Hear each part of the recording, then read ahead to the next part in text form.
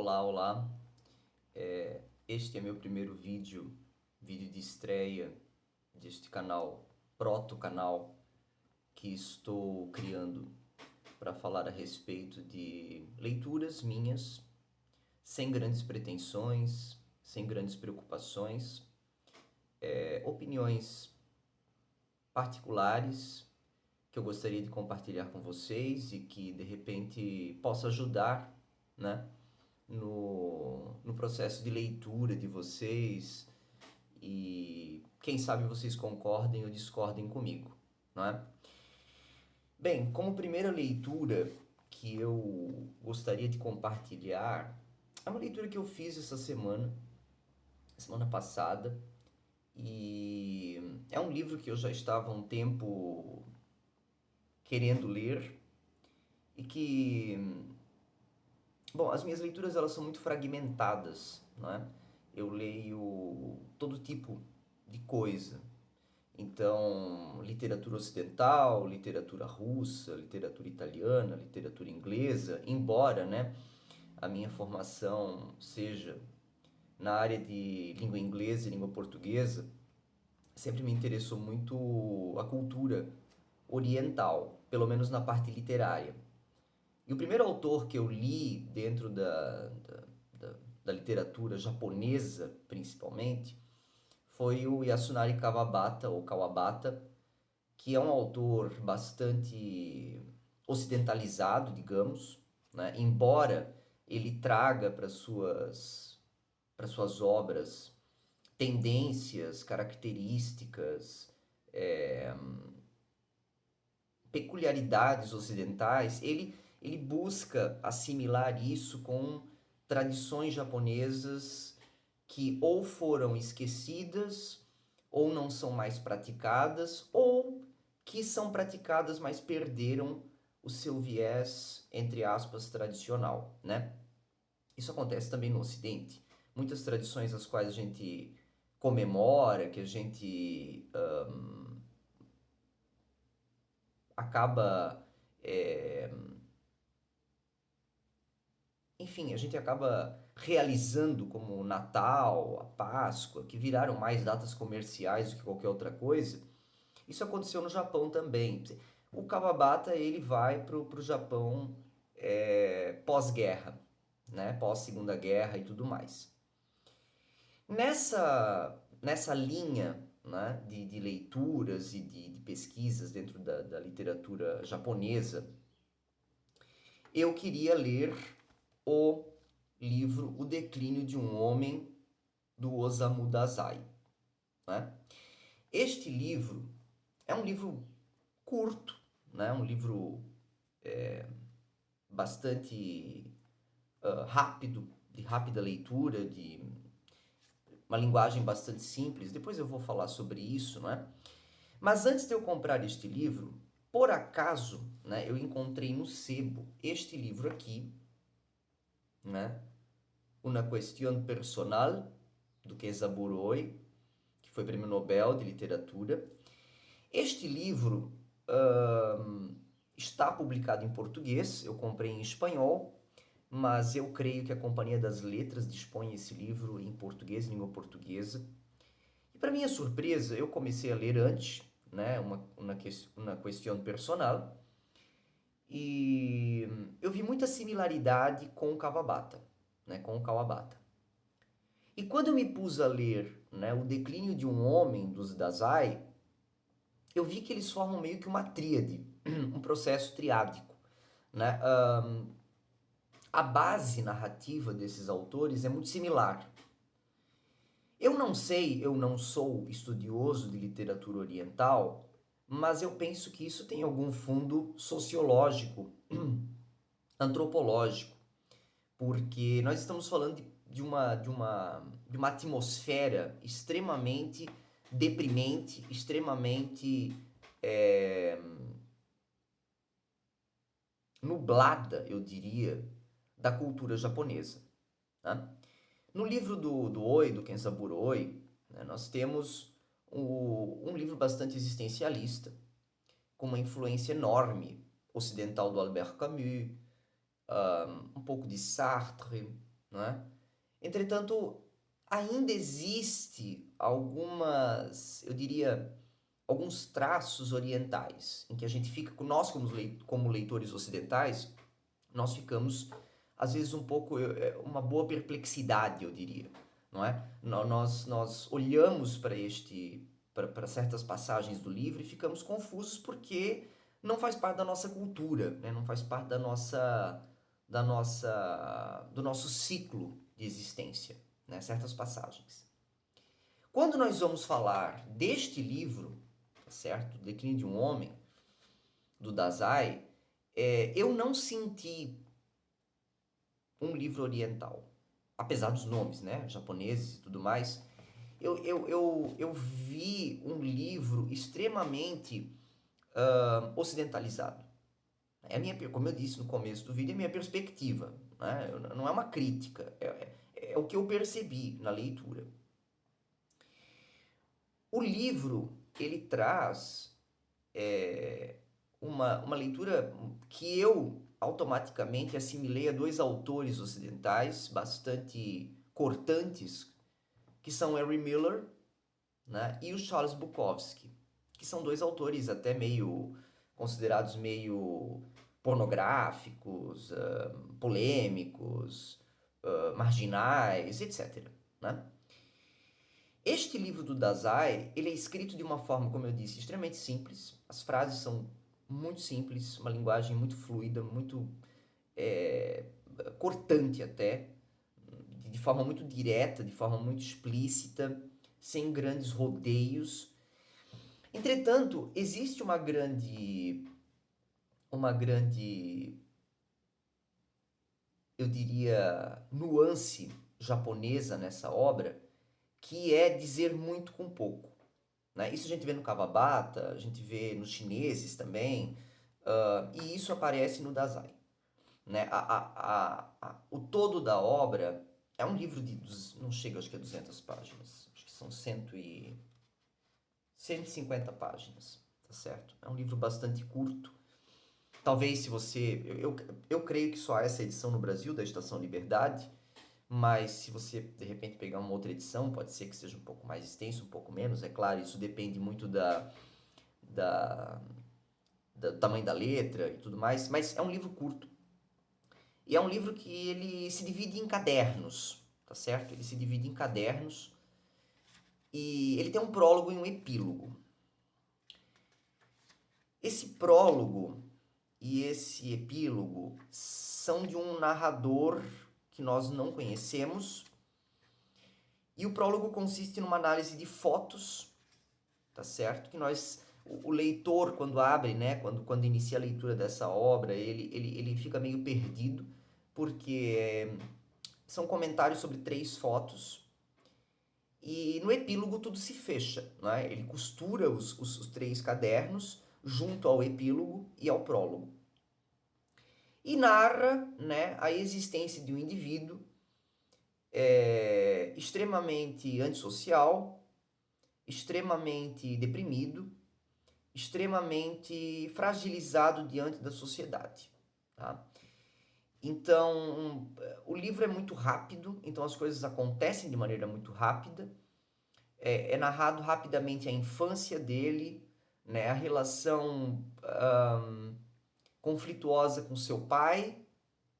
Ele é mandado para outra cidade, na verdade ele é mandado para Tóquio, né, ele é do interior do Japão, e ele é enviado para Tóquio.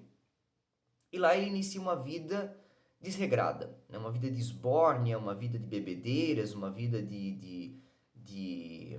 enfim, né, uma subvida, digamos, em que ele trava amizade com um indivíduo, né, destes, que é uma má influência, como a gente costuma dizer, e esta amizade deles perdura por um bom tempo, na verdade perdura o livro inteiro, e este amigo dele o faz conhecer, né, como ele diz aqui.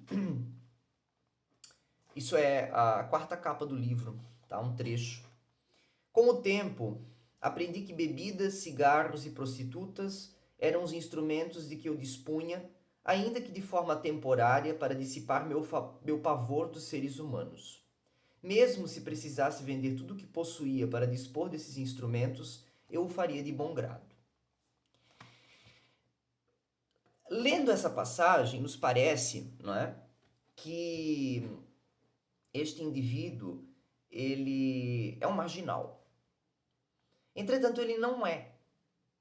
Ele advém de uma família aparentemente classe média alta, né? Eu até diria de uma família rica, porque havia empregados, havia. Ele mesmo diz que foi, né, abusado sexualmente pelas empregadas. Então, me parece, né, seu pai era político, ou estava ligado ao meio político, muito mais relacionado a isso. Entretanto, eles viviam numa cidade do interior do Japão e, como eu disse antes, ele é enviado para Tóquio para os seus estudos, né? E lá, então, ele entra nesse vórtice negativo de bebida, cigarros, prostituição, enfim. Acontece que, quando ele é criança, ainda bem no início do livro, ele trava amizade rápida com um rapaz assim bastante débil, né? Bastante fraco, bastante até meio efeminado e tudo mais. E esse rapaz ele lhe profetiza duas coisas, né? A primeira é que pela maneira como ele cuida das pessoas, apesar de ele ter uma aversão às pessoas, ele ser um misantropo, as mulheres iriam se apaixonar rapidamente por ele. Isso é uma verdade, depois ele até constata. E a segunda profecia que esse rapaz faz para ele é de que ele seria um grande desenhista, um grande artista plástico, né? Essa segunda profecia já não se concretiza de maneira tão contundente, né? Muito bem. O que acontece? Ele é enviado a Tóquio para estudar, né, completar os seus estudos superiores, coisa que não acontece, né? Ele torra o dinheiro todo com bebidas e com prostitutas, enfim, com vícios em geral. E ele acaba cometendo um delito, eu não vou dizer qual é, para não. Né, você vai descobrir pela leitura. Ele comete um delito, e neste delito ele é salvo, entre aspas, por um amigo da família, que ele chama de linguado, devido aos olhos arregalados e juntos, né? O linguado tem os olhinhos juntinhos, não é? E esse amigo o salva, esse processo é arquivado depois e tudo mais. Entretanto, ele é expulso da faculdade devido a esse processo e ele fica sem saber o que fazer, né? Ele fica à beira do abismo da existência, ele não sabe exatamente o que fazer. E o linguado, que é o seu protetor ali em Tóquio, ele pergunta o que ele quer fazer da vida. E ele responde que quer ser artista, né? Ele quer ser desenhista de mangá, ele quer ser pintor, enfim, ele quer trabalhar com arte. E é óbvio que o linguado, que é um indivíduo ali vinculado ao comércio, né? Me parece também que ele trabalha com coisas meio é, ilegais e tudo, mas isso é uma espécie de agiota também, enfim.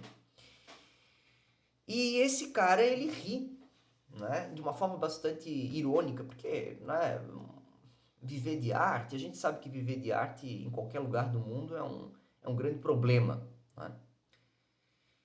E na verdade isso acontece, né? Ele foge do linguado duas vezes e acaba indo para casa desse amigo, né? Desse amigo das más influências, e lá ele conhece uma moça que é editora, porque esse amigo dele também é artista de mangá. E eles se conhecem ali e ele pergunta se pode enviar alguns desenhos e tal. E, enfim, os dois acabam se relacionando, não é? A princípio de maneira profissional e depois de maneira amorosa, né? E ele vai se afundando num vórtice, como eu disse, negativo de bebida e cigarro e prostitutas e tudo mais, até um ponto em que a sua produção começa a ficar extremamente ruim, fraca, não é? Ele barateia os seus desenhos, ele barateia os seus trabalhos de uma maneira absurda, apenas para conseguir pagar pelos seus vícios, né? E nisso tudo ele acaba então se casando com uma moça pura, de boa índole, né? Virgem, que lhe adora. Esse casamento ele acontece e ele desejava esse casamento para ter pelo menos um momento de felicidade na vida. Isso até me lembra o final, né, do Noites Brancas, do Dostoiévski, né, em que ele diz um minuto de felicidade não seria isso suficiente para preencher a vida inteira de um homem? Bom, é isso. Né? Dura muito pouco essa felicidade, porque ele continua se embebedando, né? Ele continua, enfim, ele não vai mais às prostitutas, mas continua nos seus vícios antigos. E nisto tudo, então, ele, um belo dia, um péssimo dia, diga-se, ele está bebendo com esse amigo que ainda é uma má influência, mas como eu disse, ele perfaz toda a obra. E sua esposa, aparentemente, está lá fazendo comida, né? E seu amigo, com fome e impaciente, decide descer para o primeiro andar para verificar se a comida estava pronta e para pegar mais bebida. Eu não me lembro agora exatamente qual era a bebida, eles estavam tomando alguma coisa lá fortíssima, né? Os dois estavam extremamente bêbados. Só que esse amigo dele o chama, né? E aí, então, acontece uma coisa bastante difícil, né? Ele contempla a imagem da sua esposa sendo violentada por um estranho, por um desconhecido.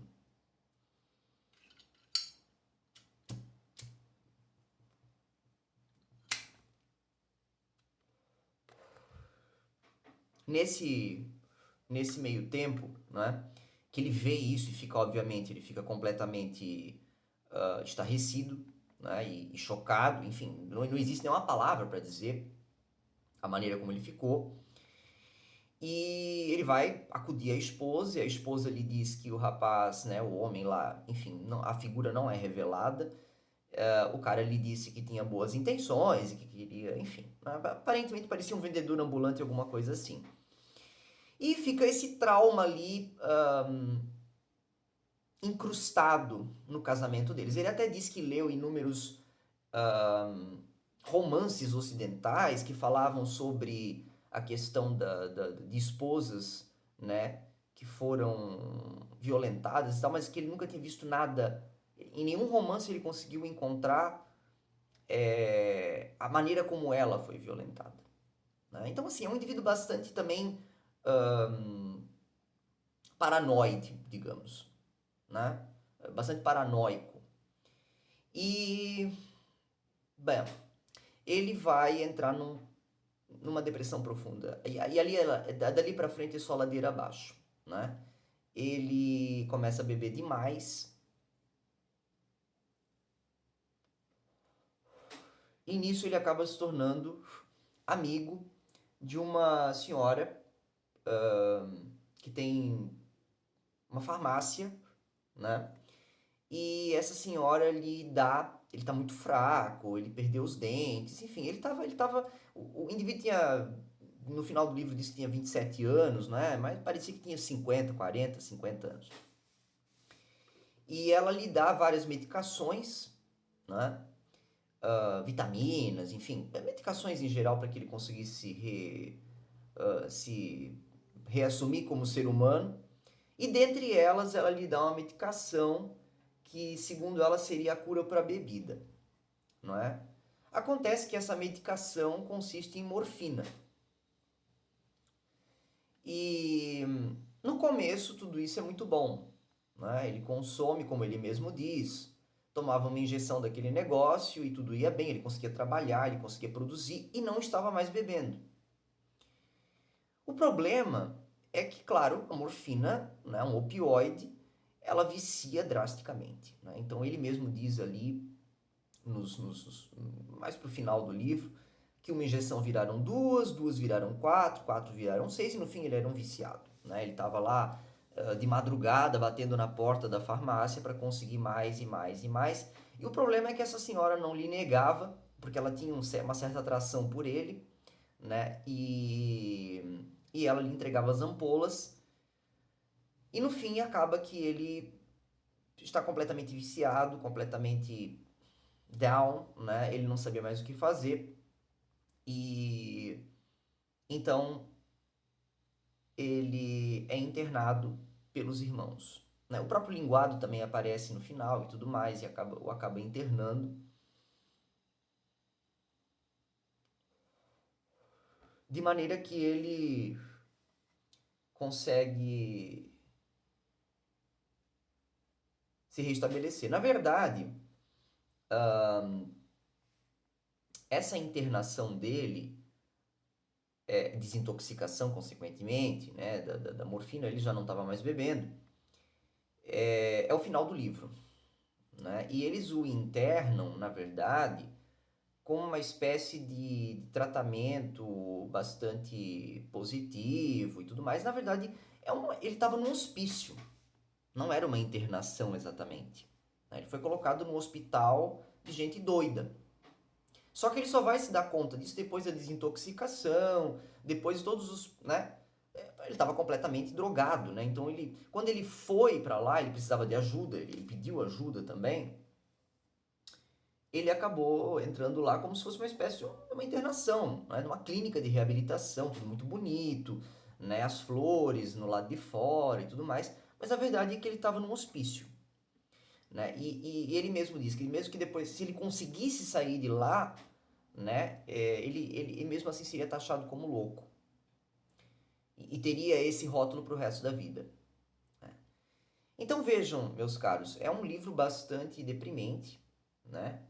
E talvez o pior de tudo isso seja que esse livro é extremamente autobiográfico. Porque o Osamu Dazai foi um autor japonês que passou por tudo isso, né? Ele, claro, existem alguns traços, alguns trechos da obra que são ficcionais. Entretanto, Dazai, ele era alcoólatra, ele era viciado em morfina, ele viveu uma vida bastante complicada, muitos conflitos paternos. Então, assim, nós temos aí um núcleo duro de sua vida, né? E a questão do suicídio também, né? Trata-se de uma obra, né, polêmica. Trata-se de uma obra que aborda temas cabeludos, né? Que aborda temas que são tabu tanto para o Ocidente quanto para o Oriente. E o próprio Dazai, né, dá cabo a si mesmo antes de completar os 39 anos, ele teve várias amantes, esposas, enfim, foi um indivíduo bastante conturbado, escreveu pouco, né? E esse livro, até onde eu sei, né, O Declínio de um Homem, é o livro, assim, em língua portuguesa, talvez o único, né, de grande importância, de grande monta, que foi lançado em língua portuguesa desse autor, né? E o Dazai, então, ele traz, tanto para o Ocidente quanto para o Oriente, essa visão pessimista do mundo. Não é um livro para quem busca autoajuda, não é um livro para quem busca entretenimento, não é um livro para quem busca consolo, tá certo? É um livro extremamente pesado, extremamente difícil de engolir, né? E que aborda a realidade como ela é, nua e crua, sem grandes, como eu diria, tapumes literários, tapumes metafóricos. Não, como eu disse, a linguagem dele é muito crua, é muito Bukowskiana, né? Não é um livro escandaloso, né? Como os livros do Bukowski, do Miller, com suas cenas pornográficas. Não é. Entretanto, a linguagem do livro, né, a maneira como ele é escrito, com suas frases rápidas, né, quase de um samurai, me remete muito a esses autores, né? Agora, para quem estuda filosofia, para quem estuda temas cabeludos, né, da humanidade, é um livro bastante atraente, se é que se pode dizer isso, né? Este livro, ele me causou uma surpresa negativa, porque, bom, como eu disse, eu já estava há um tempo querendo ler este livro, e eu esperava que fosse um livro mais longo e também mais ornamentado, né? Como eu disse, eu me iniciei na literatura japonesa com o Kawabata. E o Kawabata, ele tem uma leitura muito ornamentada, não no sentido de frases longas e tudo mais, não é isso, mas muito metafórico, né? Muito profundo.